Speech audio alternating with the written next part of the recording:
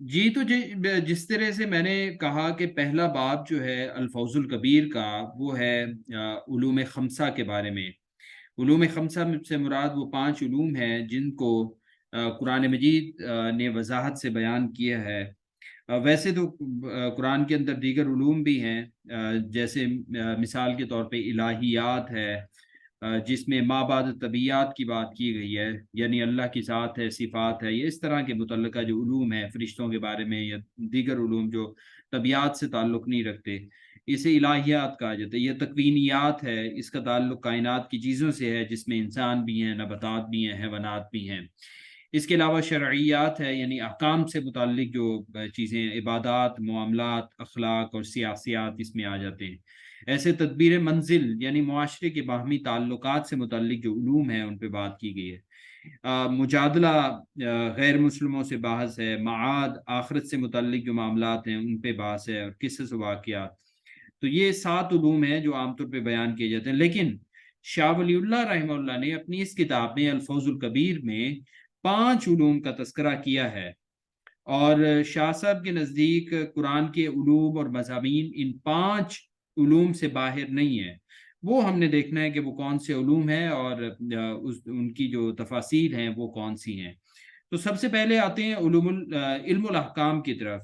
تو احکام میں جس طرح واجب ہے، فرض ہے، مباح ہے، مکروہ ہے یا پھر حرام ہے، یہ احکام آتے ہیں، یعنی جو بندوں کے لیے ان کے فلاح یعنی دنیاوی صلاح اور اخروی فلاح کے حوالے سے جو اللہ رب العالمین کی طرف سے احکام ہے اس پہ بات ہوتی ہے۔ تو اگر کوئی چیز دلیل ظنی سے ثابت ہو تو اسے ہم کہتے ہیں کہ یہ واجب ہے۔ ظاہر ہے اس کی تفصیل سے آپ واقف ہیں، اس لیے میں اسے اختصار کے ساتھ بیان کروں گا تاکہ الفوز الکبیر میں بیان ہونے والی جو چیزیں ہیں، اصطلاحات ہیں، علوم ہیں، وہ مستحضر ہو جائیں۔ فرض، فرض جو ہے وہ کیا ہوتا ہے؟ جو دلیل قطعی سے ثابت ہو، جس کا منکر کافر ہوتا ہے، اور اگر کوئی اس پر عمل نہیں کرتا تو اسے ہم فاسق کہتے ہیں۔ ایسے مندوب یعنی مستحب عمل کو کہتے ہیں، جس میں آپ کے پاس اختیار ہوتا ہے، اگر آپ کریں گے تو اس کا ثواب ملے گا، نہیں کرتے تو گناہ نہیں ہوتا۔ مباح، یہ عامل کی مرضی ہوتی ہے۔ اور ایسے مکروہ ہے، مکروہ دو طرح کا ہے، مکروہ تحریمی اور مکروہ تنزیہی۔ اگین مکروہ تحریمی جو ہے یہ حرام کے قریب ہے، اور مکروہ تنزیہی ناپسندیدہ ہوتا ہے، یہ ظاہر مزاج سے متعلق ہوتا ہے۔ اگر کسی کی طبیعت اور مزاج کسی چیز کو ناپسند کرتی ہے تو اس لیے وہ مکروہ تنزیہ۔ حرام قطعی دلیل سے ثابت ہوتا ہے، اس لیے اسے ہم حرام کہتے ہیں۔ اب یہ جو احکام ہیں جنہیں علم الاحکام کہا گیا ہے، اس کے اندر عبادات بھی آتے ہیں، اس میں معاملات ہیں، اس میں تدبیر منزل ہے۔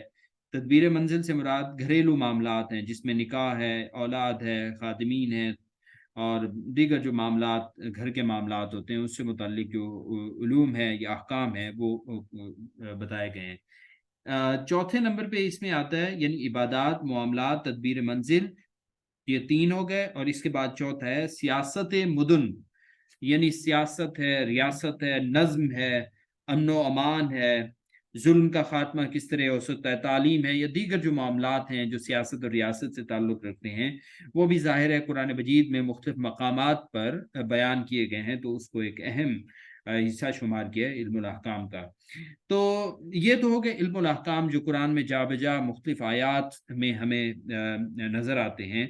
یہاں بھی سوال یہ ہے کہ علم الاحکام کی تفصیل کون بیان کرے گا؟ تو اس حوالے سے شاہ صاحب کا کہنا ہے کہ علم الاحکام کی تفصیل بیان کرنا ایک فقیہ کا کام ہے۔